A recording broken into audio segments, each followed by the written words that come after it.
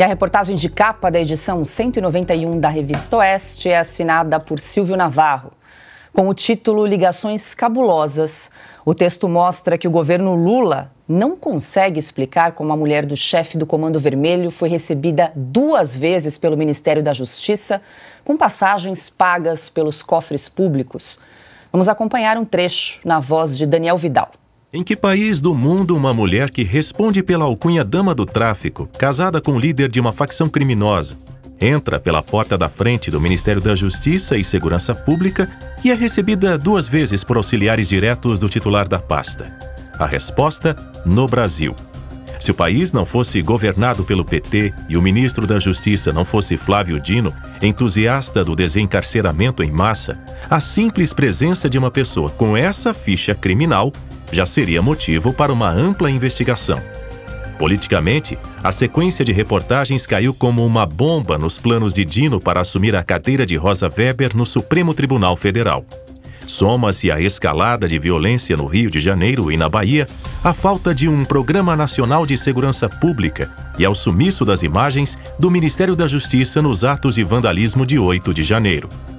No Senado, a avaliação é que sua indicação representa um risco alto para o governo. Pode ter o nome rejeitado pela casa. Nem de longe foi a primeira vez que políticos e partidos de esquerda aparecem ligados a facções criminosas. A divulgação dessas ligações pela imprensa ou nas redes sociais, aliás, foi um dos temas proibidos pelo Tribunal Superior Eleitoral na campanha do ano passado. Mas, desta vez, ninguém pode negar que o governo Lula esteve à mesa com o Comando Vermelho. Começamos com você, Silvio Navarro. Muito boa noite, parabéns por mais essa bela reportagem de capa da Revista Oeste. Ontem aqui nós fizemos até um bolão para o pessoal aqui no chat que estava acompanhando o programa Oeste Sem Filtro para saber qual seria o tema da reportagem de capa. Muita gente acertou e quero te ouvir agora o que mais você destaca da reportagem dessa edição. Boa noite, Silvio. Boa noite, Paula. Vejo aí Branca Nunes, Augusto, Pioto, Alexandre, Ana. Boa noite para quem fecha a semana conosco. Olha, Paula, é um resumo, né? Um resumo de um escândalo.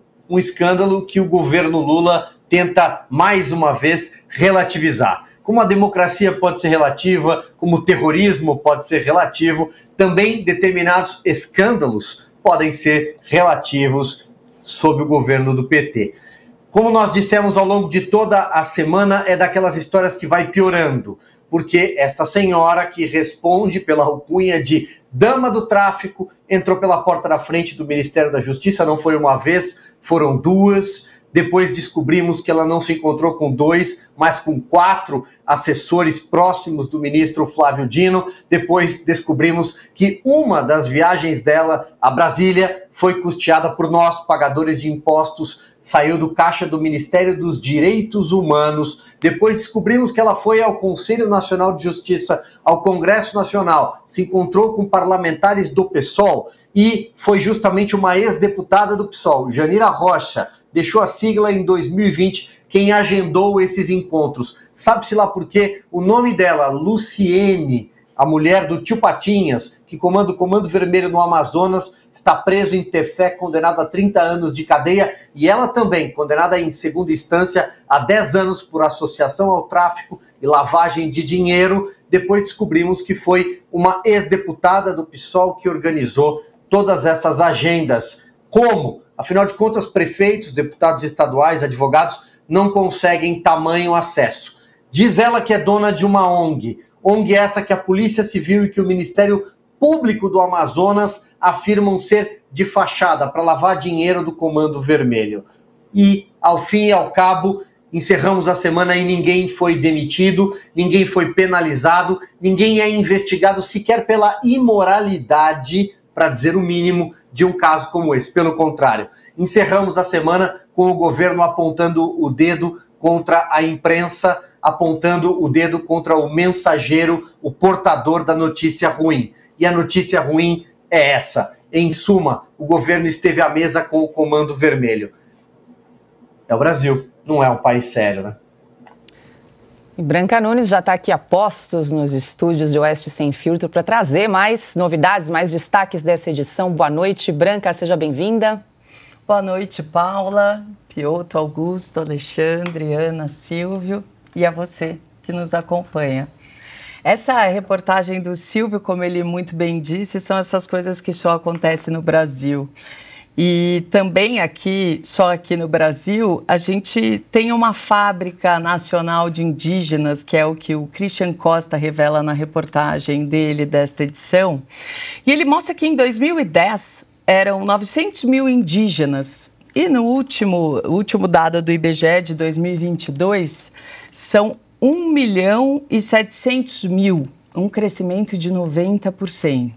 E daí, quando você se pergunta por que, você vê que nas áreas indígenas, desculpa, são os únicos locais em que os recenseadores do IBGE podem interferir nas respostas. Então, eles perguntam se o entrevistado é ou não, que cor é a pele dele, ele responde. Se não condiz com o que o recenseador acha que é correto, ele pode fazer uma segunda pergunta.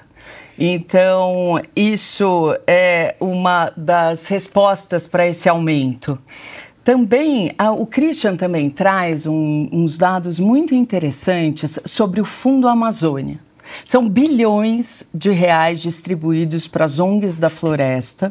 E ele mostra assim que você tem um pouco de tudo, menos transparência. Só para ficar em um dado, assim, em 2012 foram 25 milhões para o Instituto de Pesquisa Ambiental da Amazônia, aquela mesma ONG em que a Marina recebeu, que a Marina é uma das diretoras e que recebeu 35 milhões numa época, recebeu agora 25 milhões para esse projeto, uma experiência demonstrativa de produção sustentável e a implementação de pagamento por servidores ambientais a famílias comprometidas em realizar a redução do desmatamento. Enfim, são todas descrições bem vagas, que não querem dizer nada, em milhões de reais. Vou destacar o Eugênio, ele conseguiu, o Golsinski, nosso repórter, ele conversou com uma sobrevivente da Noite dos Cristais. A Margot, tem 91 anos e ela relembra o que aconteceu naquela noite, e que foi uma revolta, para você interromper, a revolta no gueto de Varsóvia. E ela conta como foi aquela noite, como que agora ela chegou até o Brasil. É uma matéria muito, muito bonita. Eu vou destacar a coluna da Daniela Giorno, nossa diretora de arte, só porque ela traz uma foto que é um ícone, que é um menino no gueto de Varsóvia, e ele tem um olhar de pavor. Esse clique, acho que a gente não tem aí, mas depois você mostra, Paula. Ele mostra o olhar do medo na criança. Eu fiquei imaginando como a Margot também deve ter tido um olhar parecido naquela época. Entre os artigos, eu vou destacar nesta semana o da Ana Paula. Ela fala sobre uma série, um documentário da Netflix chamado Ordinary Man, em que trata como os homens, quando os homens comuns, homens normais, de meia idade, se tornam assassinos no meio da guerra. Conta a história desses homens durante o Holocausto. Então, um texto muito bonito, muito emocionante e uma dica também de documentário para você assistir no fim de semana. Dicas nós gostamos aqui, ainda mais sendo sexta-feira. Boa, Branca. Vale lembrar que nessa semana nós temos artigos então de Alexandre Garcia, Ana Paula Henkel, Guilherme Fiuza, Dagomir Marquesi, Flávio Gordon, Biratã Iório, muitos outros jornalistas para acessar todo esse conteúdo. É preciso então ser assinante da Revista Oeste, corre lá no site revistaoeste.com/assine e garanta já a sua assinatura. Branca Nunes, sextou para você, desejo um ótimo final de semana, bom descanso. Te esperamos aqui na próxima sexta-feira. Boa noite. Até lá, bom programa para vocês.